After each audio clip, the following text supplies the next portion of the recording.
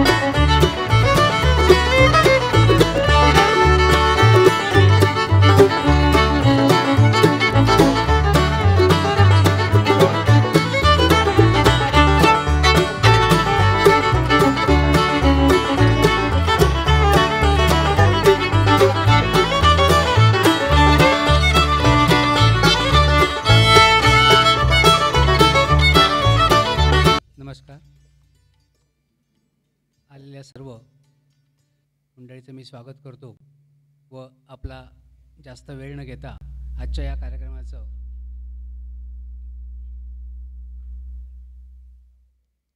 या कार्यक्रमाचं उद्घाटन झालं असं जाहीर करतो. असं आपण म्हणूया, कारण एरवी आपल्याकडे महाराष्ट्राला परंपरा आहे ना, तुतारी वाजवून आपण स्वागत करतो, शंखध्वनी होतो. तसंच हे टेक्निकली शंखध्वनी झाला असं म्हणायला हरकत नाही, कारण ही सुरुवात होणं ही सुद्धा महत्त्वाची आहे आणि कधीकधी ही तंत्रसुद्धा आपल्याला अशा प्रकारे साथ देतात असं म्हणायला हरकत नाही.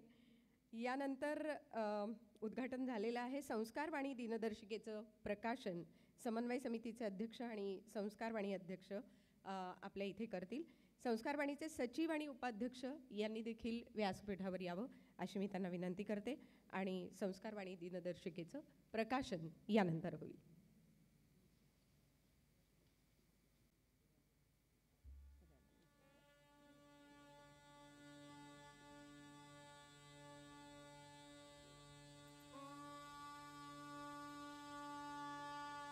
संस्कारवाणी दिनदर्शिकेचं महत्त्व आपल्याला सगळ्यांना माहिती आहे. नावाप्रमाणेच संस्कारांची गाथा असंही म्हणायला हरकत नाही आणि नुसतं दिनदर्शिका असं राहत नाही, तर माहितीने भरलेला असा खजिना आपल्यासमोर येतो. मी सर्व मान्यवरांना विनंती करते की त्यांनी या संस्कारवाणी दिनदर्शिकेचं प्रकाशन करावं.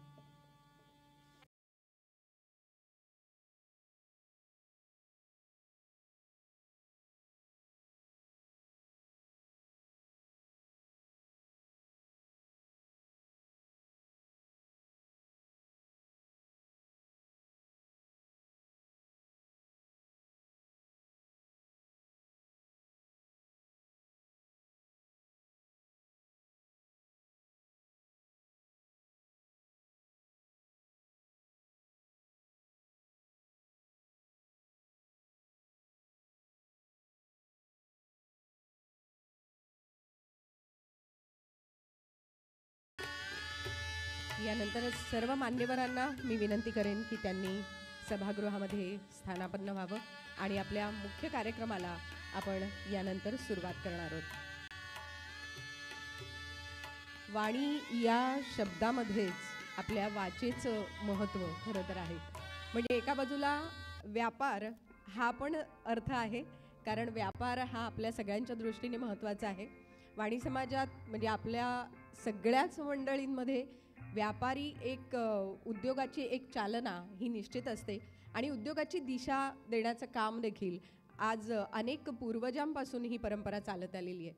पण त्याचबरोबर वाणीवर आपलं प्रभुत्व असणं हा देखील एक महत्त्वाचा विषय आहे.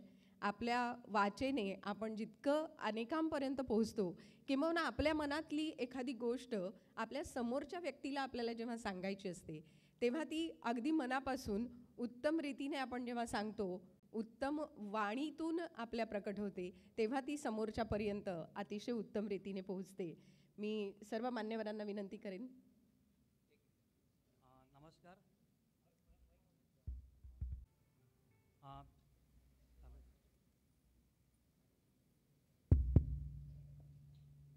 नमस्कार सर्व समाज बांधवांचं या ठिकाणी आम्ही स्वागत करतो आहे. आज मुंबईमध्ये आपलं संस्कारवाणी अध्यक्ष संजय धामणे या नात्याने मी आपल्याला एवढंच सांगू इच्छितो की ही दिनदर्शिका नाही आहे नुसती, तर ती एक दिशादर्शिका आहे.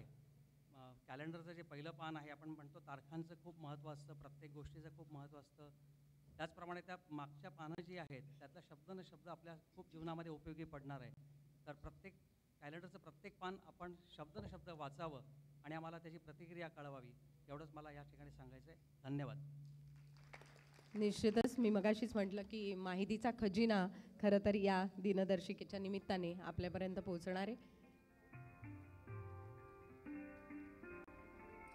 याची एक छोटीशी झलक मी म्हटलं आपल्याला सांगावी. कसं असतं, वर्षाचा प्रत्येक महिना हा महत्त्वाचा असतो, पण त्या महिन्याच्या बरोबरच माहितीसुद्धा तितकीच महत्त्वाची असते.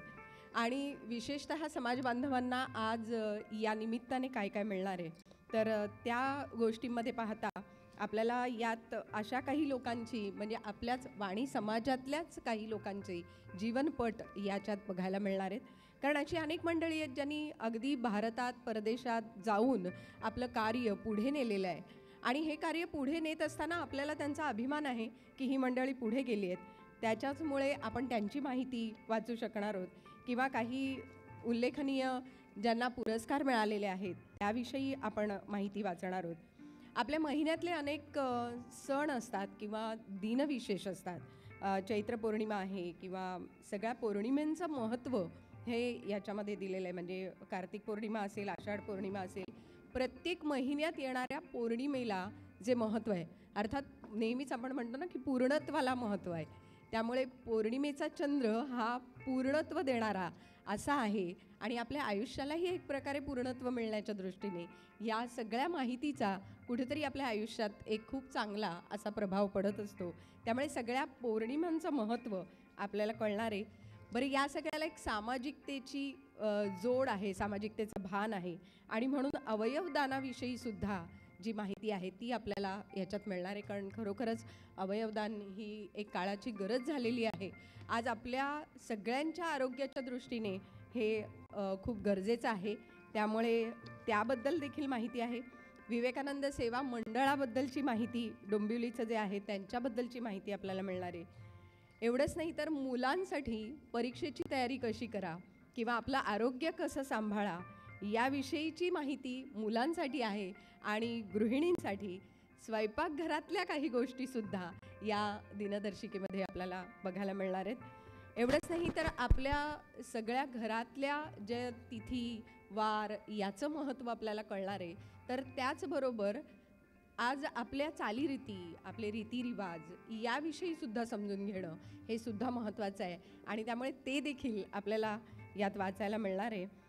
अर्थात त्याचबरोबर राजस्थानातल्या कुलस्वामिनींचा मार्ग आपल्याला दाखवलेला आहे आणि राशी भविष्य आहेच. कारण प्रत्येक राशीनुसार प्रत्येकाचा स्वभाव कसा बदलत जातो आणि या बदलत्या स्वभावाला आपण कसे सामोरे जातो हे देखील आपल्या आयुष्यात खूप महत्त्वाचं आहे.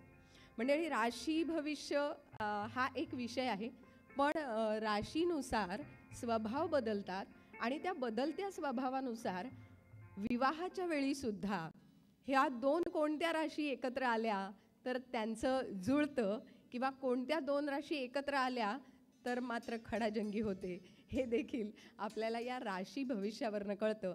अर्थात ते देखील एक शास्त्र आहे आणि त्या शास्त्रानुसार देखील काही जोडणी ही होत असते. मला असं वाटतं की लग्न हा विषय आपण जेव्हा समोर आणतो तेव्हा एकमेकांना समजून घेणं हे महत्त्वाचं आहे आणि त्या समजून घेण्याच्या दृष्टीनेच आजचा हा सगळा कार्यक्रम खूप महत्त्वाचा आहे. आज इथे वधूवर येतील, आपली माहिती देतील आणि ही माहिती देत असताना त्यांना काही प्रश्न विचारले जातील. त्यामुळे थोडासा त्यांचा स्वभाव जो आहे तो देखील आपल्याला कळेल आणि मग त्या स्वभावानुसार आपण कोणाला निवडायचं हा निवड करण्याचा वेळ जो आहे किंवा तो जो प्रसंग आहे ते तुमच्या हातात असणार आहे आणि त्यामुळेच आजच्या या निवडीला आपण थेट सुरुवात करणार आहोत. फक्त एकच